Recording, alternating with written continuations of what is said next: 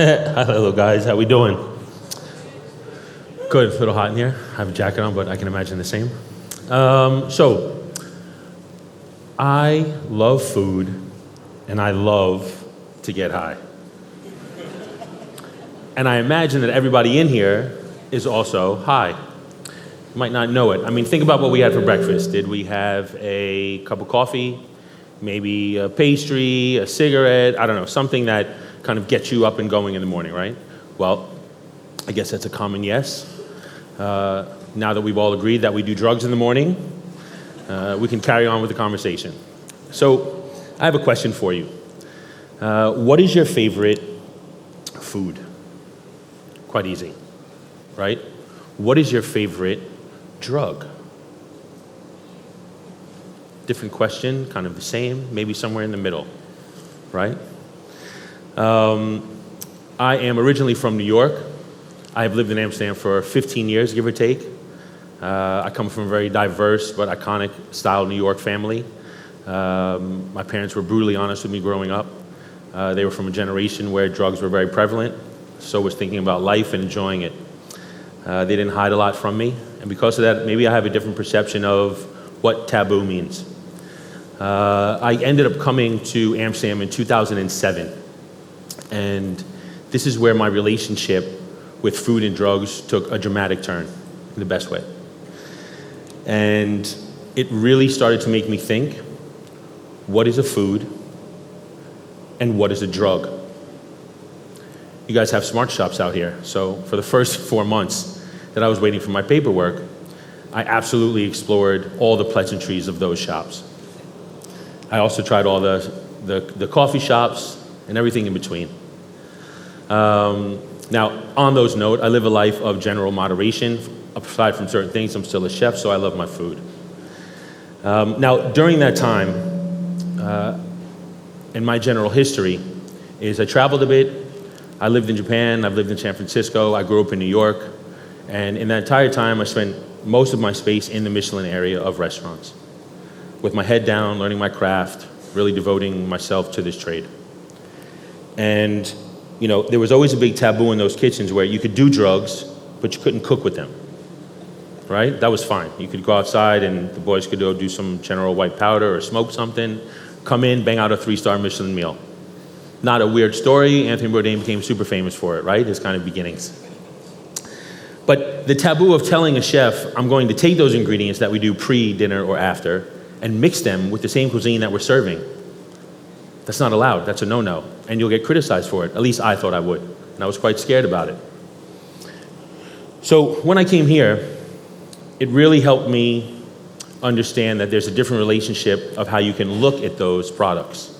They don't have to be so taboo. You can walk into a shop, somebody can have information for you, somebody can help you understand what the dosage is, where it comes from, the history, the knowledge. It's a very different perspective, right?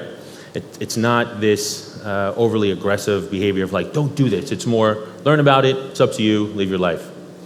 Now, when I came here in 2007, I ended up opening a restaurant, long story short, with business partner, Tony. Tony's from the UK. He is the other half of High Cuisine and everything else that we do. Now, when we opened this restaurant, very small space, 35 seat, kind of nouveau French, nouveau American bistro, did what we want. We played Tribe Called Quest and served caviar and foie gras, tasting menu. Now this was maybe 12 years ago, right? 13 years ago. So it wasn't the norm. Now that's a pretty standard in Amsterdam. Now with my new discovery of these smart shops and me happen to owning a restaurant, I started to explore. I started to go to the smart shops. Friday night, about 11:30, 12 o'clock, it would calm down. I started to play a little bit. I started to research. I started to invite people over on a Friday night, 11:30, 12 o'clock, come in, let me cook for you, let's eat, let's play, let's dose, let's see what we can find out about all these wonderful ingredients I just got my hands on. And I mean, like, there was a couple thousand of them in these shops. It wasn't like one or two, it was a lot. And not all of them were heavy hitters. Some of them were dream drugs, some of them were, you know, anti-inflammatory. It wasn't all heavy. Some of them were heavy, psilocybin, there was other Syrian ruse, there were big boys in there as well too, right? So we're playing and we're learning and we're bringing, you know, people in to test it, people who own coffee shops, people who own smart shops, chefs that we know, customers that we trust, and we're really going through this process, really discovering what we can do with these new amazing products that we just found. And in the process, we started to think, well, maybe we should start to document this. We don't know anybody else that's doing it. We've never heard anything like this. No way that there's somebody else doing something like this right now. So we gathered a team of the people that we met from this restaurant called Fresh. It was on the Westerstraat. And we start to gather producer, director, la la la. At this point, we're somewhat local. We're established. We've been there for a couple years. We own another restaurant. We're restaurateurs at this point. So we know a fair range of also local, and we kept it all local. All of our partners end up being Dutch in this process. And we start to really explore, and then we think, okay, what can we pull from this? Because as we started going down the legal side of it, we knew we couldn't open a restaurant. That wasn't gonna happen, right? There wasn't a place on this planet that would allow you to open up a 40-seat fine dining restaurant where people are coming in and walking out super high on psilocybin. As nice as that sounds. So we think, what can we do to maybe get around that, right? So we're like, let's make a show in the name of, documentary style, informative journalism. Let's make a show. So we start to shop it. And we start to shop it to Netflix, Amazon, you name it. Everybody's super excited. Oh my God, this is the next thing, best thing since sliced bread. This is incredible. Let's just run it by legal and compliance. They run it by legal and compliance. They're ready to arrest us, right? Like, it's a hard no.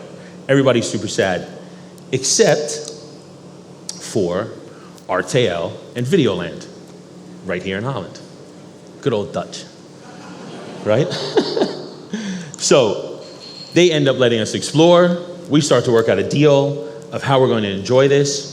We start to do bigger test groups in our restaurants, really finding out how deep we can go down. Full restaurants, 30 people sittings, 5 to 8 courses, 5 to 7 different drugs, really take a deep dive, right? It really goes in. Everything is microdosed. Everything is super refined. So this isn't like a messy journey. We really start to understand the dynamics of taking someone on a journey like this. Now, we're not looking at it from a shaman or a spiritual level. This is pure enjoyment. This is grown-up fun, right? Caviar, psilocybin, cannabis, lobsters, you name it. Fuck it, we went super deep, right? It was brilliant, We really felt like we had we found something that no one else found. So we end up going back to RTL and Videoland. We say we got it. It's called High Cuisine. This is my brilliant partner, Tony. And in the midst, we still own restaurants. We're still opening restaurants. We're trying to figure out how do we balance. At the moment right now, we have a place called Yerba, a small vegan place. We have a place called Ladybird that's actually a fried chicken spot. No? All right. Are we good?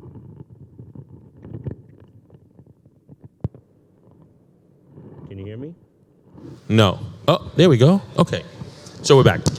So we still have these restaurants. We're still operating restaurants. We're doing consultancy. We're trying to figure out how do we go about doing this show. They're ready to go. We're kind of scared that it's going to be illegal. We don't really know what to do. So as we always do, 2 full feet in, we start driving around the Netherlands. We get a Range Rover. We go to every single cannabis farm, truffle farm, general farmers and general hunting, butchery, everything that you can think of in the Netherlands that has to do with either food or drugs on a certain level.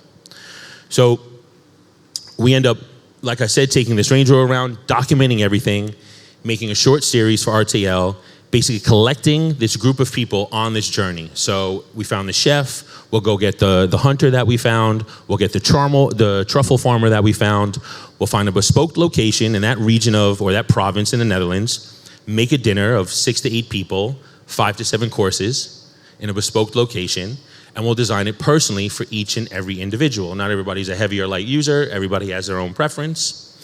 So then we start to really come up with this science of, if you don't do it a lot, we can gauge it. If you're a super heavy user, we also got you covered. So we really start to take deep dive in all of the drugs. There's seeds, there's seeds, there's roots, bark, leaves, flowers, stems. I mean, you name it. There's every single thing out there to use, and we use it. One of my favorite ones is Kana. Kana is a drug from South Africa they used to give to the Zulu warriors when they came back from battle, and would help them with depression and their appetite. So, and why I'm saying this is because I'm going to explain how we used to do these tastings. So let's say a 5-course tasting. In typical fashion, you get an amuse. It would be lightly dosed with something. You would end up, usually on a sativa end to get you up, ready, vibrant, a little bit hungry, but not in the point where we feel heavy. Second course comes psilocybin. We know it's going to take a little while, but you're hungry because you just had sativa the course before. So you do want to eat something. Third course comes Kana. Kana now relaxes your stomach. It ends up making you feel a bit more stable, calm. Your stomach's not rumbly. Psilocybin has a tendency to kind of disrupt your gut, and so on and so forth. We end up taking you on this kind of magic carpet ride, if you would say. So we end up documenting everything, pushing it out, and we have a show right now on our tail called High Cuisine. As this came about, we didn't stop there, of course not. So we started to make cookbooks, cocktail books, so you guys could take this home and do it yourself. Why not? Now, we figured if we liked it, why wouldn't everybody like it, right? I mean, good fun is good fun. So after the point, we ended up doing these cocktail books. We collab with a couple big companies. We put out these books. We put out these tinctures. And we put out our last product right now, which is called Kratom. Kratom Bucha. Kratom Bucha is a mix between kombucha and kratom, which is an ingredient from Southeast Asia. And it is a upper. It's in the caffeine family, but it's also in the opiate family. And I've brought 460 bottles here today, so you guys could have one.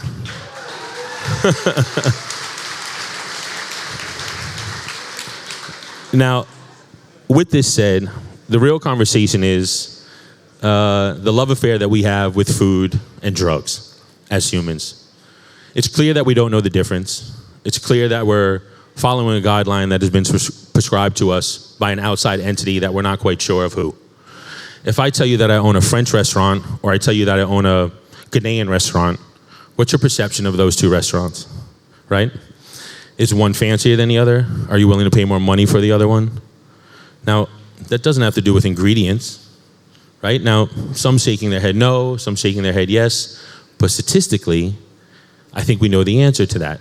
Food colonialism is real, and taking ingredients from one culture, putting them in another culture, and then pricing them in accordance so that the other culture is no longer recognized is what's been happening. Very heavy, especially in the food and the drug trade, right? Common things, garlic, poppy seed, turmeric. The list goes on and on. Oregano, thyme, things that are extremely common to us in everyday use, started from a medicinal point. They found those ingredients and what they do. Farm came, figured out what they could do. Industrial revolution, farming revolution came. Garlic is no longer medicinal. It's something that we eat, in our favorite pasta meal, right? Or we scrape it on bread. But it doesn't have to do anything more with anti-inflammatory or helping you with, issues with your blood or a number of other reasons, right? So I think, including mine, my skewed perception of what food and what drugs are, we constantly have to be careful about how we approach that subject and how we deal and how we judge people for doing whatever they're going to do. I think if somebody sat down in the morning and they had a cup of coffee, 3 scoops of sugar and a croissant, you'd be like, that's kind of a lot of sugar, but you're okay. If I sit down next to you with a joint, it's a different perception. And I don't know if we're all aware of that. So my goal is to make sure that I take the food that I know, caviar and all these lovely things, and all these other drugs that I've now been, privileged enough to enjoy, and mix them and try to help everybody else, at least who's I'm in connection with, start to look at things in a very, very different way. I hope you guys enjoyed the talk.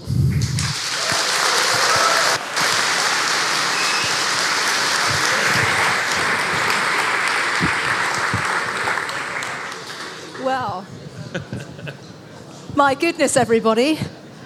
What do you think? That was amazing. I think it's made our brains hurt in a very good way. Thank you so much, Noah, for blurring the lines even further between food and drugs. I'm going to ask you, what's your favorite food and drug combination? I don't think it changed from what's my favorite food. I think I'm a raw fish, sashimi, sushi kind of guy. And I think maybe I look at that also being partly on the drug side. It's a clear dopamine hit for me. I think if we're asking what I'd pair it with, maybe that's a different question. Mm-hmm. I do like big terpenes that comes from weed, pairing it with raw fish. I think terpenes are something that we don't know enough about, but it's quite common in all plants on the earth. It's kind of their system of warning. So when you break a basil or you break mint, you smell it. That's them telling other plants that something's going down. Somebody just broke my arm, right? So I tend to look at those flavors that come from cannabis, let's say. They're super floral, mango, right? Like there's all these, if anybody's, I'm sure, smelled raw bud before you smoke it, has a really amazing smell to it, right? So for me, I tend to go with flavor profile before drug effect. Oh, so flavor is more important than the after feeling. Well, you can control a bit the after feeling, right? Okay. So you get to learn how to gauge and control and microdose that. This is fascinating, and the audience thinks so too. On Reply Live, we do have a few questions, and one of them is, how often do you crave a good old slice of New York pizza? Every day. It's a shame. We have another question, which is, if the experience is still happening, what's the damage to the wallet? How much does it cost? It's damaging. It's damaging. I'm not going to lie to you. For here it is. For Miami, for New York City or London, it's probably quite common of when you go out for a proper, course dinner. But here I think maybe it's a bit more frugal end on the type of dining. Brilliant. Okay. And can you tell us a little bit more about the drink that you have provided for anyone who would like to take part in drinking? Yeah, absolutely. So it's the name of it is Kratom Bucha. It's right now being sold in multiple locations in Amsterdam, and it is from Southeast Asia, Kratom. As we were making this about a year ago, the FDA just approved it, so it was illegal while we were bottling it, and then it became legal when we put the labels on. So for the Go For It team. So it's Kratom, which is a very, very common drug in Southeast Asia. It's in the caffeine family. So it's a natural upper, but it's also in the opiate family. So after a certain amount of Kratom, you start to feel a bit euphoric. I was going to ask how it makes you feel, so happy. Yeah. So after 3, we've dosed for 3. So like any alcoholic drink, if you have 1 beer, you're like, nah. If you have 2, you're like, oh, I'm drinking a beer. 3 beers, you're like, we're drinking beer tonight. So that's kind of how we gauged it, right? In a drink sense. Excellent. Someone's asked if it's alcohol free. It is alcohol free. Excellent. See, this back channel thing's brilliant, isn't it? You don't need alcohol when you have drugs. And what's the next thing that you're going to make for public consumption? If you could do anything, what would your next thing be? So I think it would definitely be something savory. We tend to fall away from the sweet side of things. We don't do the candies and the lollipops, and we think that's like a double down on too many heavy drugs. So we would probably go for the savory side of items. But to be honest, we tend to focus on experiences versus items. This is part of a chain of things. So there's also a tincture that's Kratom right now that you can drop into any food, any drink, water, soda, whatever you like. Okay. Yeah. I have noticed as well there are some, on the web, I did a quick search for Kratom and it says there are side effects and it is slightly toxic. Is this comparable to other foods and drugs, or is it more or less? Why has it taken so long to be sort of approved as legal? That's a bigger question than probably I can answer of how it took so long. I know once it did, the sales rate went up 400%. Mm-hmm. So it's something that's been used but has been waiting to be used. I know in the States they use it as a item to get people off of pretty heavy drugs as well. Mm-hmm. And it's the non-addictive quality to it. So I think if there's any really large questions of why it took so long, or I don't really have that info. I know that we were not really giving a shit when we were making it. which is sometimes how you have to approach certain subjects, right? Yeah. Okay, brilliant. Thank you so much. Everybody, Noah Tucker. Okay.